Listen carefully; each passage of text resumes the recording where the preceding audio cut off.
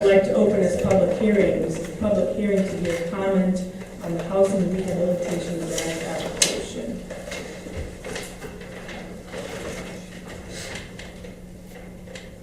All right, thank you. For you tonight is a little memo just about the owner rehabilitation program that the city has participated in for the last few decades. We are in the process of applying to apply for a new grant, and that's what this public hearing is for tonight. Later on the agenda, there will be a resolution of support to apply for this application. If you have any questions, I can answer that. Commissioners, any questions, comments? Well, this is a public hearing, so at this point, if there's anybody in the audience that wishes to comment on the housing rehabilitation grant application, now will be the time. No comments? Okay. I will close this public hearing, and we have a few moments before we start our regular meeting.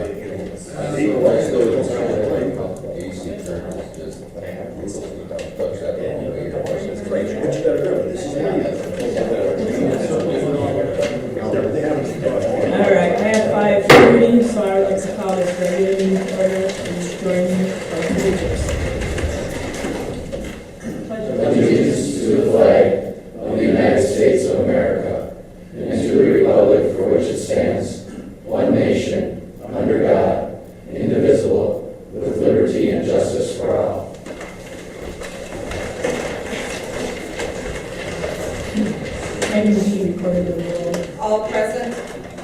Item C, approval of the consent agenda. Are there any changes we need to be aware of?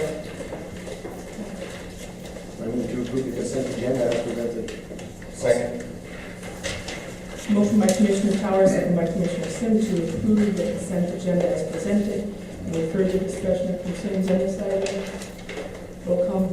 Care. Yes. Semo. Yes. Sim. Yes. Power. Yes. Corcoran. Yes. Item D, receive and place on file from Finance Director one statement of revenue and expenditures and 2 monthly cash reports. Thank you. Tonight, I'm reporting the financials for the month of January. Through January, we should have expended approximately 58% of our budget. First page here, the general fund, move right to the bottom. We spent about 53%. We're right in line overall. Looking at the period fund balance, showing negative 124,000. Again, the revenue sharing is always a couple months behind. So November and December's revenue sharing will be getting here at the end of February. And in January, we'll be receiving in April. In total, 3 months of about $170,000 earned, but not yet on the books. So overall, general fund, we're in good shape.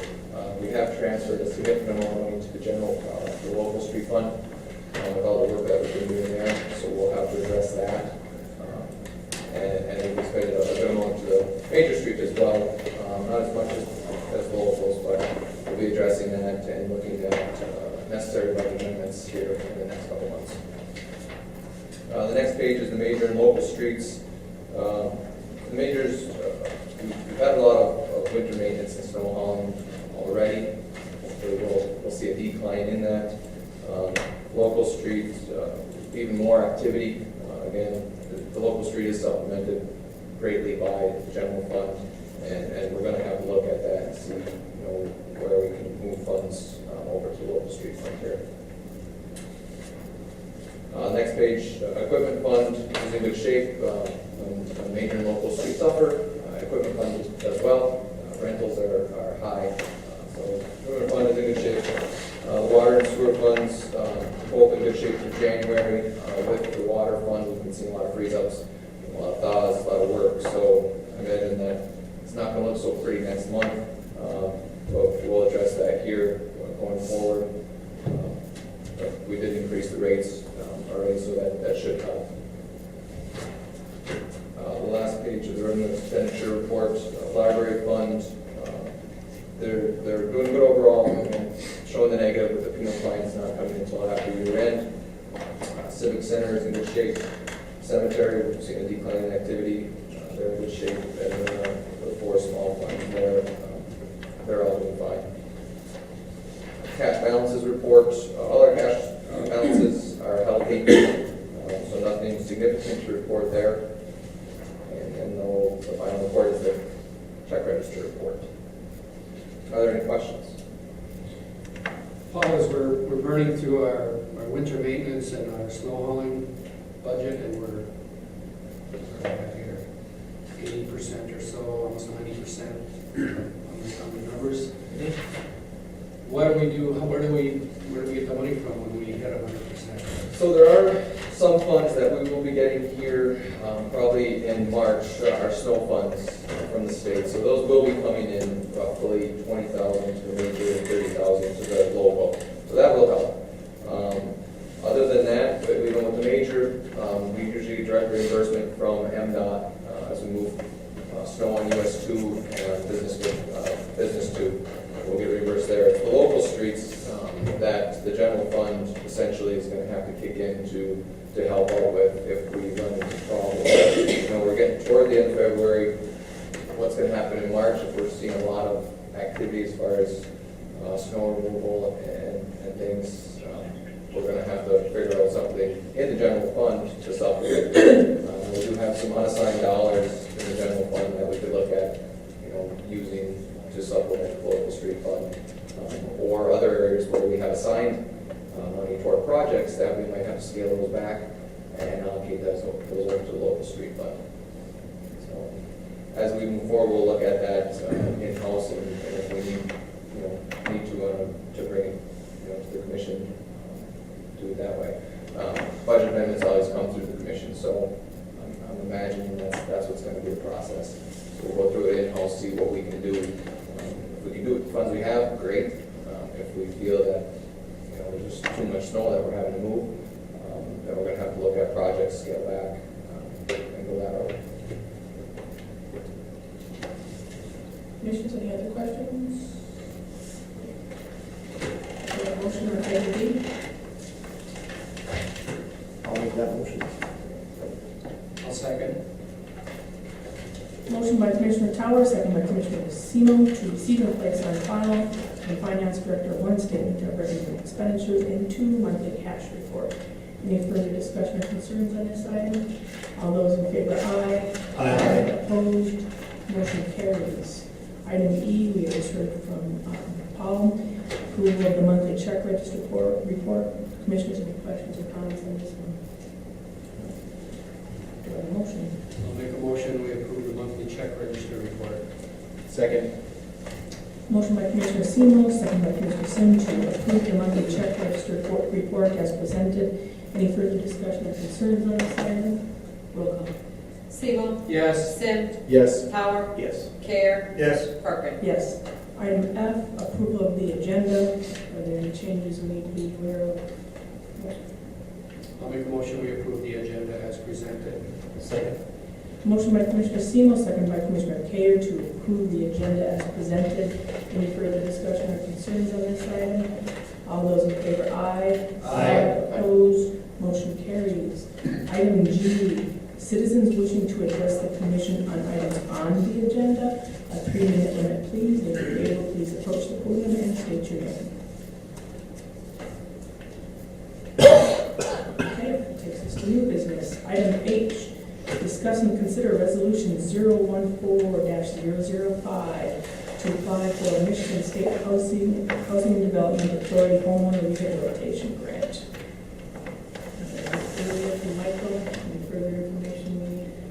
Anything else, Michael? I guess maybe the time frame on the grant, the submittal, you know, if we are successful, when might be available? Yeah, the state has,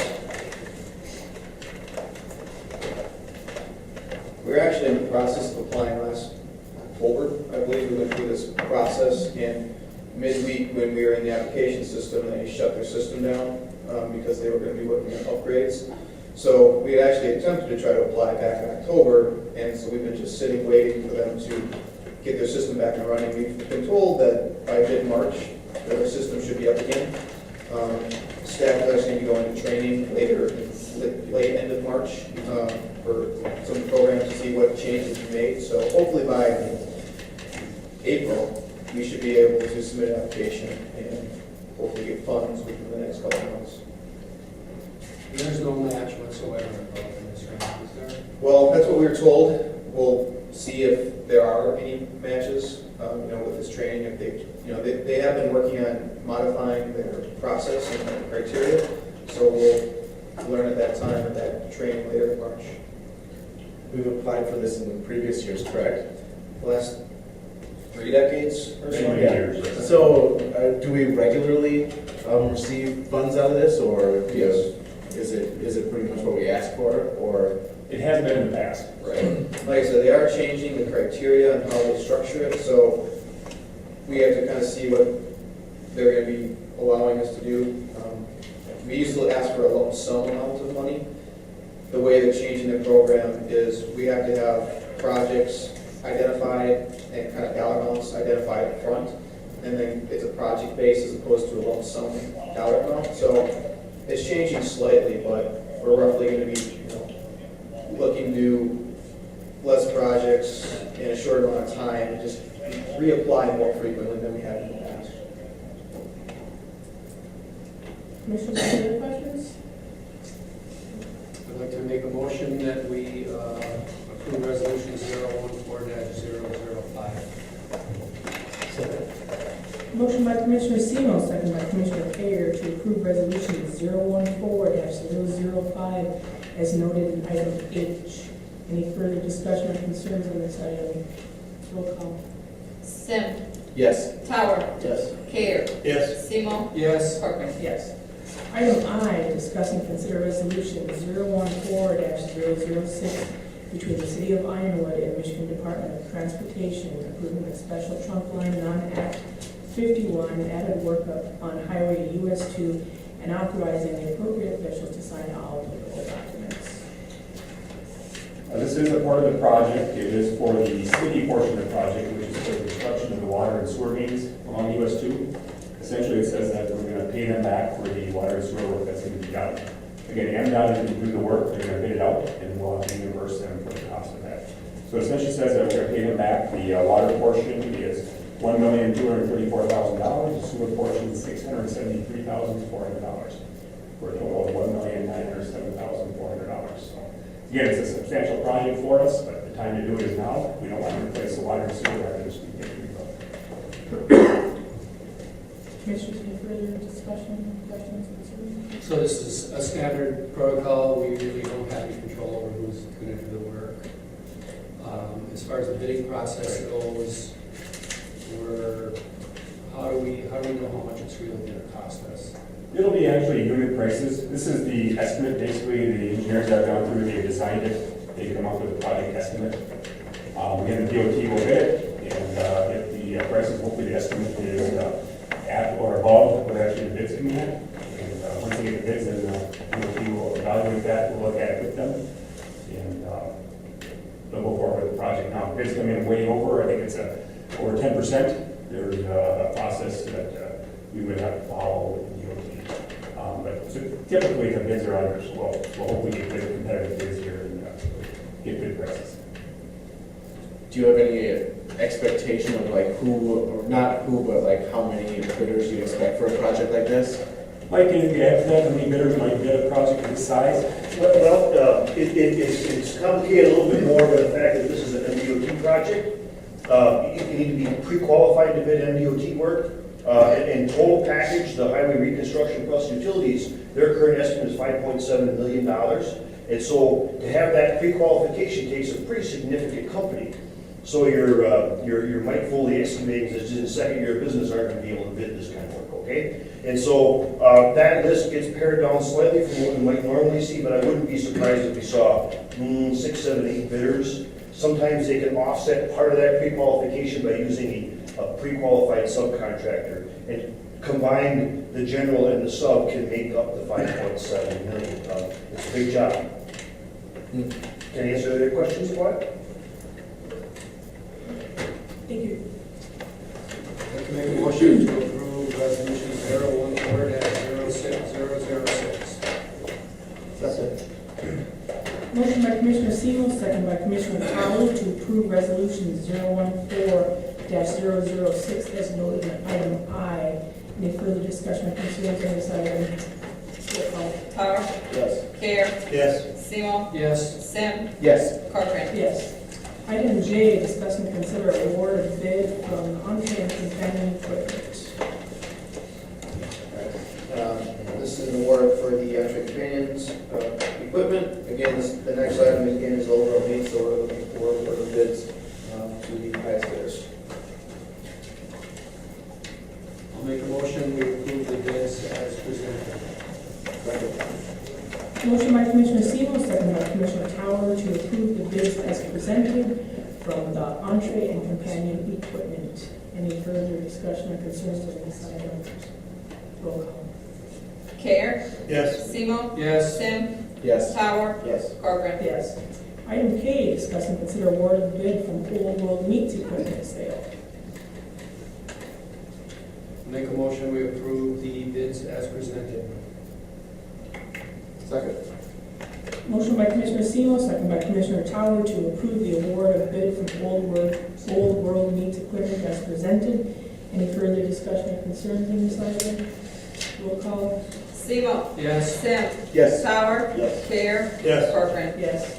Item L, discuss and consider rental lease agreement with Camaro Morello at the City Center. Thank you. That is for one of the remaining units down at the city center. It's the standard lease agreement. It's been reviewed by the DAPO, and they are recommending renting space 2 per month. It's at $50 a month. There will be an additional $5 of volunteer work, $100 security deposit, and she also pays for a portion of the electrical. Standard, for similar to the other ones that we have down. How many more vacancies do they have there? I believe they have 2, maybe 3 small units, real small, so, but they're 98% filled up there. What's left is really tiny, Mhm. but there are people that are still taking it. Mhm. It's pretty interesting. Yeah. I'll make a motion, we approve the rental lease agreement with Pamela Morello. Second. Motion by Commissioner Semo, second by Commissioner Kayer to approve the rental lease agreement with Pamela Morello at the city center. Any further discussion or concerns on this item? I guess I have a question. So, obviously, we've talked about it before that, like, us being a rental or a renter of this is okay. Are we, I mean, when these people write checks, are they writing checks to the city of Ironwood as the renters? Is that correct? And then we give it to the DAP? Is that? What happens right now, actually, the funds come into the city. We have a separate account set aside for the city center that goes to pay the expenses down there. And that's separate from the general fund money. So it's brought in, the revenue is brought in, and the expenses are collected for that particular effort down there, separately from the other city operations. So we do collect the checks. We are still working through an agreement with the Downtown Arts Place Board to basically have them be the tenant down there, so the lease between the city and the DAP, and then they would take over all those administrative duties, if you will, and actually channel the funding to come to them. They would handle all that administrative. So we would get out from all of these leases then, and they would be Correct. the lease, the renter. Right. All right. That would be awesome. We're working toward that. That's one of all of our goals, and their goals too. All right. Any further discussion? A motion by Commissioner Semo and a second by Commissioner Kayer. Any further discussion? All those in favor, aye. Aye. Opposed? Motion carries. Item M, managers report. Just a few items to highlight. We talked a little bit about all the freeze-ups. They are still going on with the cold weather, with the frost being extremely deep out there. We're still seeing water service line freeze-ups. We have probably a dozen or 16 yet to take care of. As we speak, there's been over 1,000 customers on wet runs, basically running their water. We are encouraging and recommending that the customers continue to run their water until they hear differently from us. We had a couple warm days, people shut their water off, thinking it was okay, and they froze up. So again, we want to just reiterate, keep their water running until they hear differently. You can imagine there's a big block of ice underground that encompasses the water service lines. They shut their water off, they'll freeze up very quickly. So hopefully, down the road here in the next few weeks, we'll see a turnaround. It will take a number of weeks for that frost to lift out of the ground too. So we'll just reiterate for people to continue to run their water. Our DPW water department is also working with Moore Brothers Construction up off of Marble Street on Milky Road. There was a water main that froze up. It was a old 2-inch main. It froze solid. They tried to replace it, repair it, and it's such an old main, it just keeps on breaking. So we're doing a temporary line up there that'll be running during the wintertime. So in the spring, we'll get in there and get a permanent repair. They have service right now. And they are in service? Yeah. The temporary line has been run? Yeah. Okay.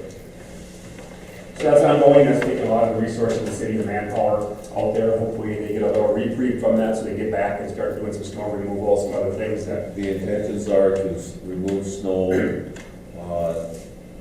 Wednesday and a Thursday and a Friday, and all next week. And we are renting from some businesses in town 4 other trucks so we can move along a lot with it. So they've got a game plan in place to keep things moving forward. Our staff met today with the county emergency management. Again, talking about all the freeze-ups. It's not just Ironwood, it's UP-wide. So they're trying to evaluate whether a disaster declaration can be submitted to the state, whether there's enough financial challenges out there between all the different communities and counties through the UP. And I'm not sure if they have enough or not, but that's what they're evaluating. Correct me if I'm wrong, Bob. They're hoping that that the UP would get $7 million in requests before we would be considered for. Before you trigger any federal funding. So So again, all of our expenses, we're tracking those, that'll be submitted on to the county, and they'll submit them on to the state.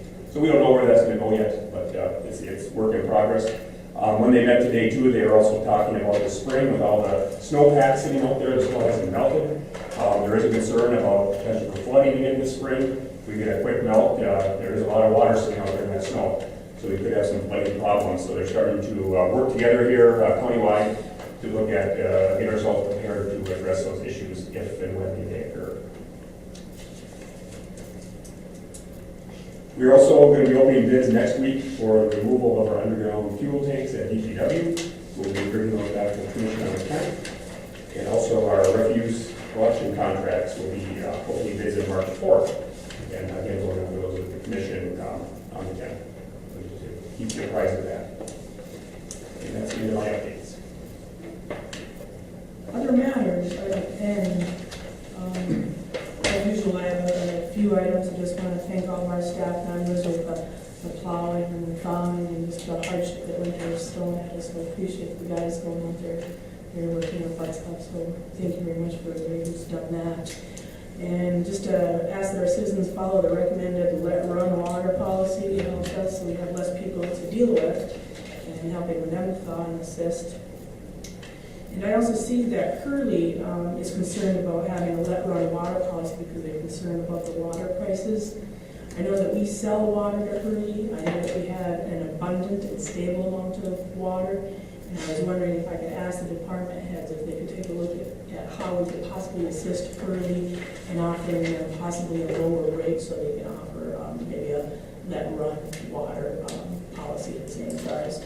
I know that they've helped us out on numerous occasions, and I think it would be a good policy just to see if we can come up with something. That's all I have. And we will do that. We'll bring it back to the commission at the next meeting, evaluate the numbers. Again, they're a good customer. It is a challenge for them to do wet runs because they do pay a higher rate. So we'll look at that and see what we can do. I think that's a great idea. And perhaps we could approach it the way that we're approaching it with our own residents. This is just an unusual situation that we let your water run through this period and move on. This would just be for a hardship. A hardship. A hardship. I don't know if that's possible or what the commission thinks about it. I thought would be just be a real good thing. It's really up to the commission ultimately, how you'd like to handle that. We need to bring something back to you, or if you have some thoughts today. Because I don't think the goal is to penalize anybody for the difficult time that we're having. When you're in these kind of situations, it's different than just, a normal water main break, where we don't make the adjustments. This is more of a, significant, community-wide, problem that we're all experiencing. And I'm guessing that our well field can handle this extra load. We are, just to give you a ballpark, we typically pump, call it 750,000 gallons a day. We're at about 1.5 million. So we're double that. Our capacity is over about 3 million. So we're still, capacity to absorb some additional pumping. So other than the cost of running pumps, a little bit more, or something more, the cost of this situation we're in. Again, if you're looking at it from a good neighbor policy, we can come up with something that's reasonable. Yes. One thing I'd like to add, they were talking at the county road commission said 1 or 2 of the cross depth gauges, 84 inches deep is across, and that's the deepest their gauge is. The average water line is 5 to 6. The mains aren't freezing up, but with the snow cover, it's helping, but eventually that processing will go deeper. And Bob, maybe to reiterate, people running their water lines, it helps their water source from freezing, but it also helps our mains, because our mains are at the same frost depth. So it helps that, the mains circulate, it also helps our storage tanks. If you want to fluctuate those storage tanks, because even they can freeze. So you want them to bounce and you want the water to, go out and come back in. So it helps the whole overall system for people who run the water. And a sign right before it freezes up, the pressure drops and it gets discolored. And when we would get calls, we would just tell them, turn the faucet on faster. Or some, a lot of people aren't running their water still. We tell them, turn it on, it'll flush it right through, but right before it freezes up, it starts changing color. We'll take off for an hour or 2 and not run it, and it's frozen when they get back. Any other matters? Okay, item O, citizens wishing to address the commission on items not on the agenda, a 5-minute limit, please. If you're able, please approach the podium and state your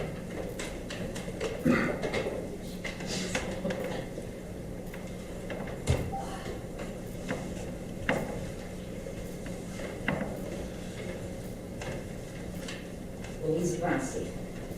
I think we should, well, actually, the citizens and the taxpayers of Ironwood, a lot of them call me, a lot of them I talk to in the grocery store, wish to express their appreciation to DPW for the amount of hours and concern and time that they put into undying lines and being there. Some people have complained about the roads, and my explanation was, well, we got a choice, because we have a very big DPW. I mean, we've got, what, 10, 12 people maybe, and a lot of roads to cover. And I think this commission, before they get out of office, should take a look at maybe trying to find some way to get a few more guys. Because I think it's totally ridiculous the way we're working the ones we've got. And they've gone over and above their duty, and our thanks goes out to what they've done for us. I mean, it's unbelievable. Your idea of Curly is excellent, but if you wait till another meeting, we might, with the help of God, be into the 40s. So we're not gonna have to keep our water running.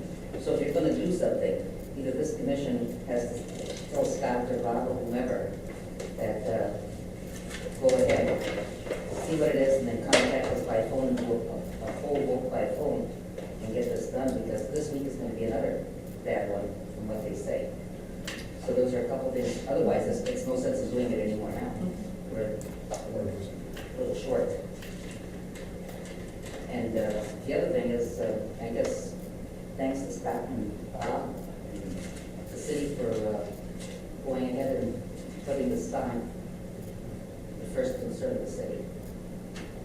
Thank you. Thank you.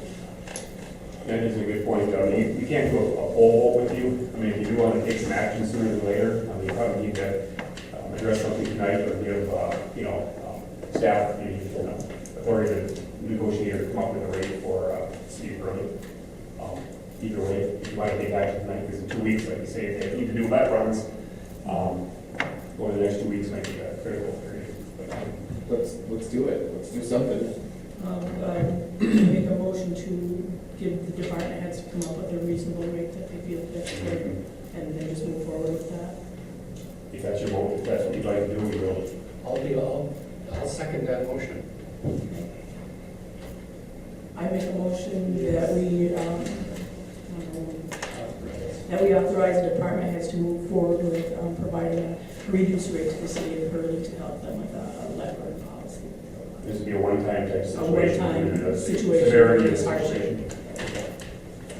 I'll second that. So a motion by Mayor Corbett, second by Commissioner Seaman, to work with the department heads on this lead run policy and requested water rate for Hurley. Any further discussion concerning this item? Thank you, Louise. Have your roll call on it? Sim, Yes. Tower, Yes. Care, Yes. Seymour, Yes. Corcoran. Yes. Motion carries. All right, I believe we are still on citizens wishing to address the commission, so any other?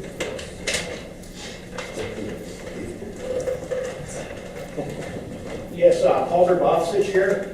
Well, people in Hurley are our neighbors and our friends.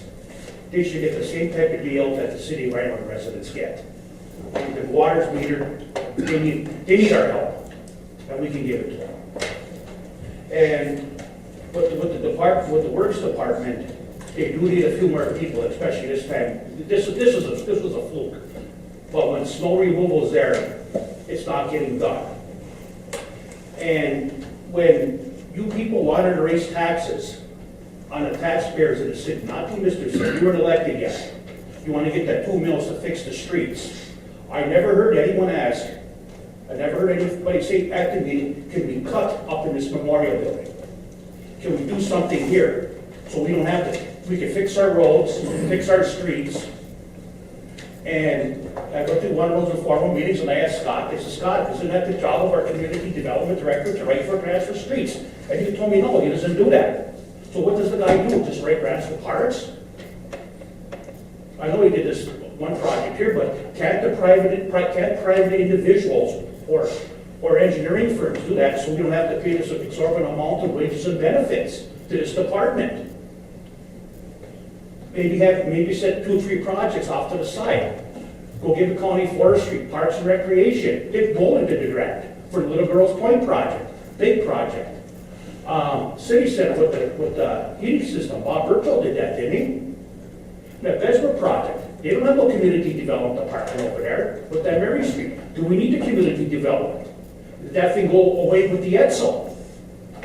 I don't know. That's something to look at. But we need more people in public works. And I don't know.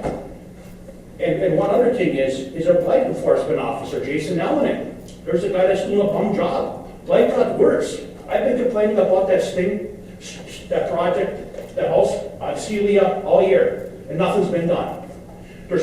How many years did it take to get rid of Hartlow's building? 7 or 8? Johnny Hartlow's still collecting cardboard. He's still in another house right now. Richter's place, 7 or 8 years there. Let's go to Jessville, another one in Jessville, Newport School. That mess. Then you go east on Monday a little bit, right next, just east of Chuck and Maureen Kessler's house. People complaining about that house right next door for about 6 or 7 years now. There's not one piece of paint on that house, and it has a blue tarp on the roof. It's a shack. Then you go off First National Street to Brogan, you hang a right before where it comes down the hill, there was a house on right before Stella Bristol's house. There was a big blue house there. There's a pile of rubbish there where they tore down the house about 3 or 4 years ago. That's still there. The guy's not doing his job. When the police department had it, they were doing, we had a hearing on it, stuff was getting done. If I get a letter in the mail that says, you gotta clean up your yard, this is Jason Ellinan, I throw it in that basket over there. I would do nothing about it. I don't care. Life has gotten worse in this town when he has that job. And if I got a letter from Mike Rimkus, Officer Mike Rimkus, or Mr. DeGiorgio, I'll look at that very close. See, I better do something. That blight should go, we don't need a blight officer. And he's supposed to be our code enforcement officer. There's a sign right by Lake and Air on Lake Street. Slow plowing done cheap. Does that guy have a city license? There's people in here that are paid workman's comp on their employees, they're paid good wages and so forth and so on.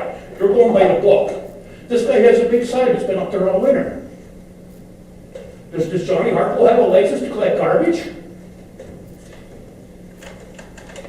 I don't have an answer for you, Jeff. I know, the guy's not doing his job. These are all hypothetical questions. I don't have answers for you, and this isn't like a point where it's recommended that you get into a discussion. We'll take note of what you were saying and mark some of these blight properties down. I know we are taking action. I believe our people are doing a good job. You've made a few good points. These are things that can be addressed in the spring as we start our budgeting process to figure out how we're going to spend our money and where it needs to be addressed. And one other project that is really sentimental to me is the cemetery. Sooner or later, this white stuff's going to go, and we have to take care of that. That place is bad, and that place needs work. Thank you. Any other citizens?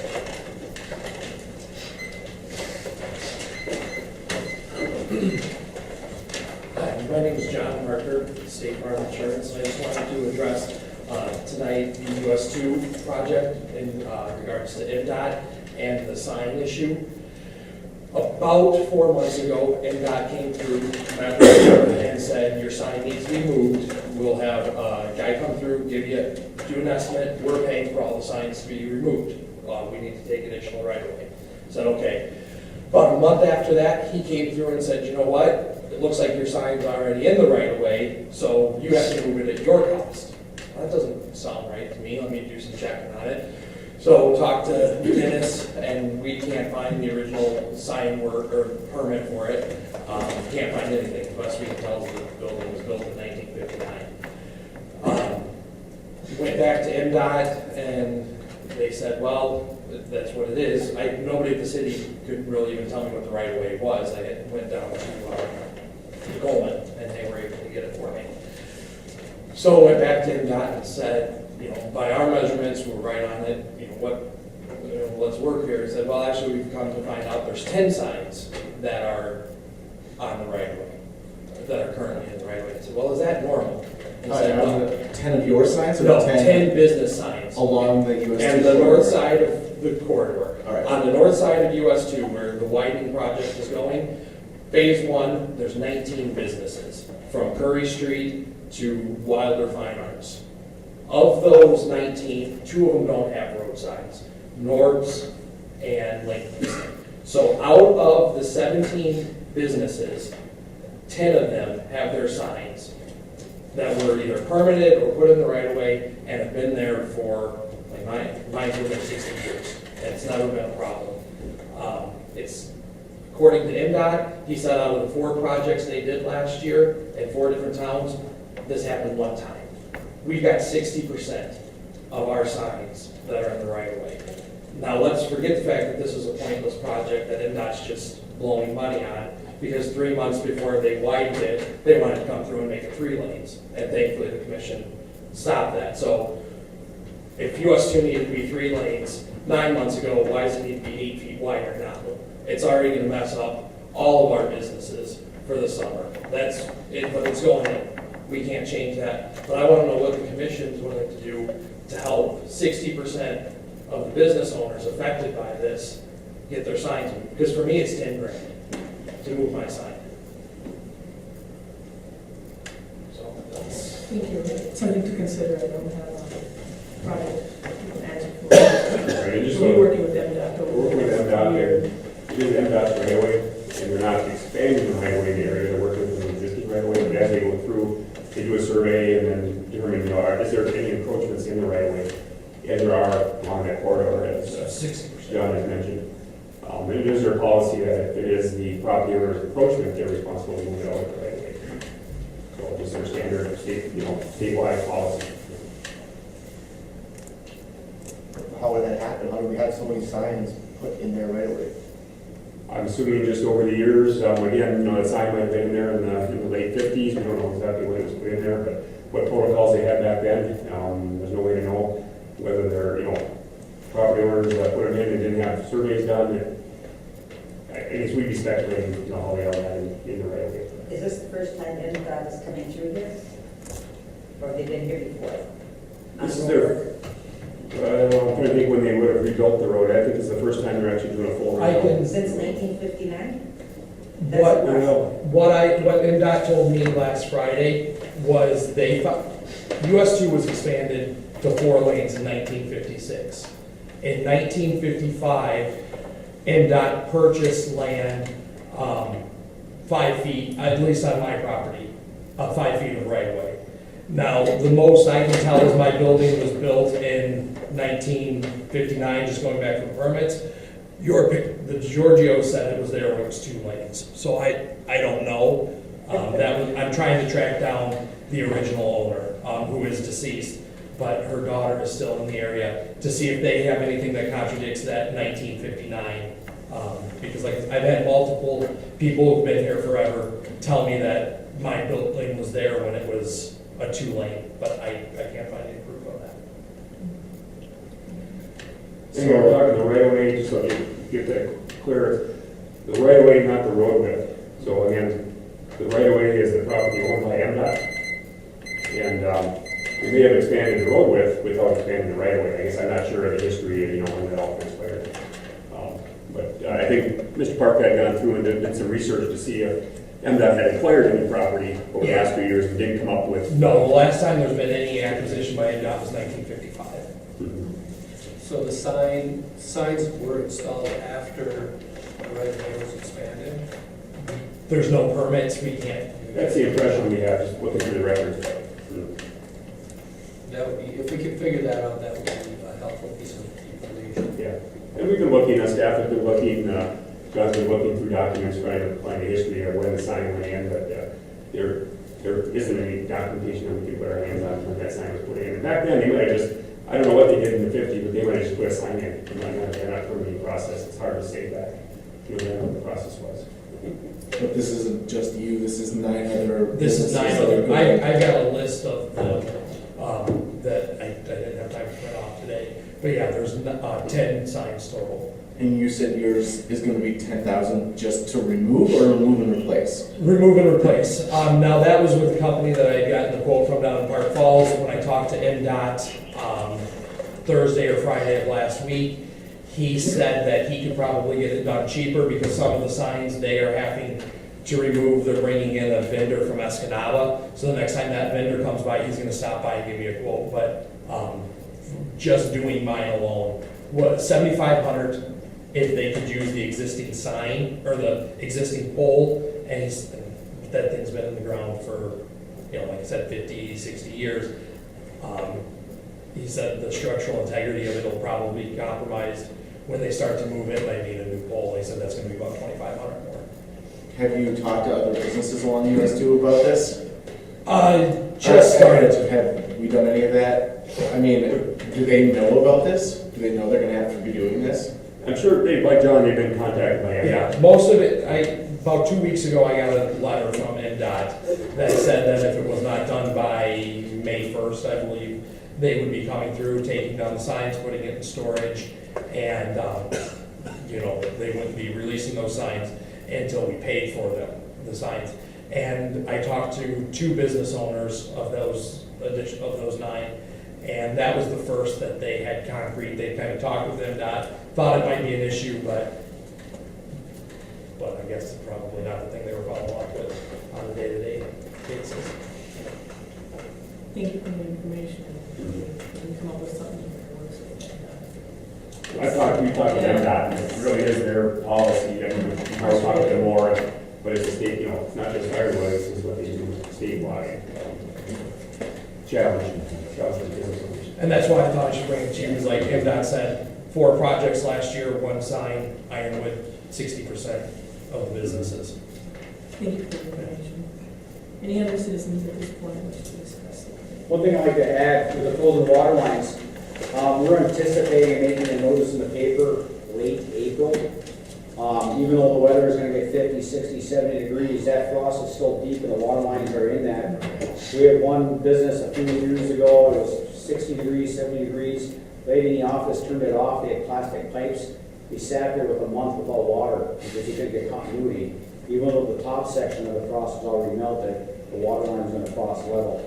So, we're gonna be coordinating that with the county, but, it's usually late April by the time and we'll put it in the paper on the radio station, so we're asking people to keep it running until, late April. Are we gonna be billing just based on an average? Yeah, I've been taking a 3 to 6 month average, and then, somebody uses 4 and they use 24. I ended up writing a credit for 20. We have to go through 1,100 accounts. We're looking at those accounts every day, but it's time consuming in our office too, but it is what it is. I just forgot one thing. When I talked with Scott today about the sandbags. When can we find out how many sandbags are done and if they're in good shape or not? That's the first question, because I'm going to argue with Coley, because Coley last year said it wasn't going to flood, so did Neil, and they were right, but I'm going to say this year I'm going to be right. That ground was frozen, that water had nowhere to go. What about getting hold of, what is that gentleman that runs the ROTC, Mankey? He retired. This is his last year, I believe. Yeah, he's still there, he's retired at the end of this year. At the end of this year. Maybe we could get a hold of him and see if we have any sand, and maybe we can get those kids to go down there on and off so that at the end, we're not running like a bunch of noodles. And they can put some sandbags together and figure it out. What did you say about turf today? About 8,000? I think we have 8,000. That's how I kind of remember when we put them in that room, but Now, when we flooded in 2002, they used a little bit over 10,000 just by me. And that water was coming down at, well, they had said current, and I have to leave what the water department and Volker said, coming on that corner at about 35 miles an hour, and they had the sandbags stacked probably 8 or 9 high, and all the way down. Then you need them on where Hemlock Street is another bad area. So, if we've only got... Mr. Loper's also looking into other ways of doing it. Who? Who's looking? Emergency gutter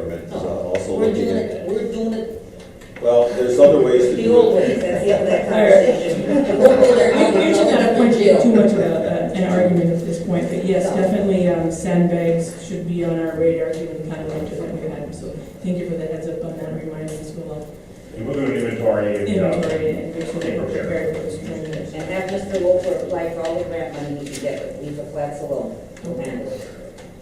Anybody else?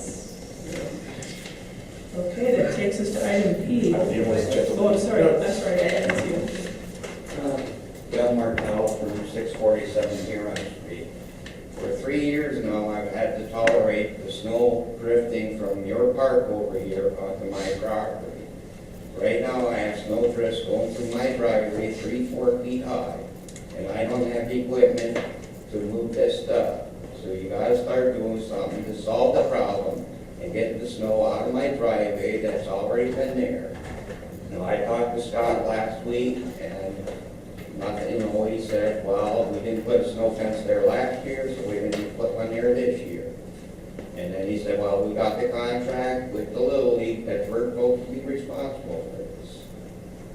Now, about 2 weeks ago, the snow was drifted about 50 feet east of my property. The city had a front end loader and a dump truck there that day to solve the problem.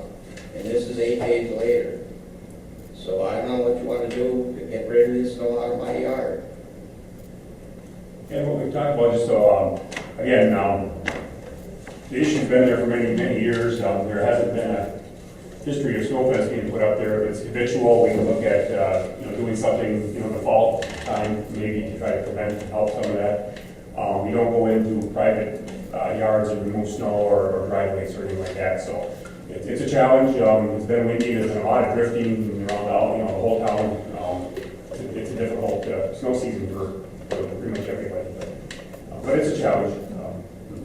But right now, I can't even get to my garage to the snow blower, to that's 30, 40 feet. So I don't know what you're gonna do. We got our folks coming back, but I don't know. I'm not familiar with where you're at. So we're here 6 blocks away. About 4 houses down from Willie's house. Maybe what we can do is have Bob Richards go over, take a look at it with them. Again, we can't do private driveways, but maybe give you some suggestions. That'd be fine, to maybe just take a look at it. That's fine. Get some ideas. Thank you. Anybody else? Okay, item P, adjournment.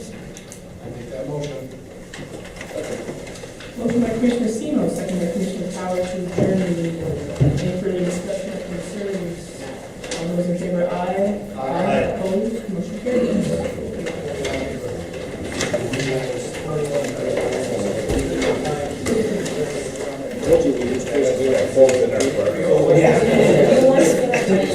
It's some grandfather.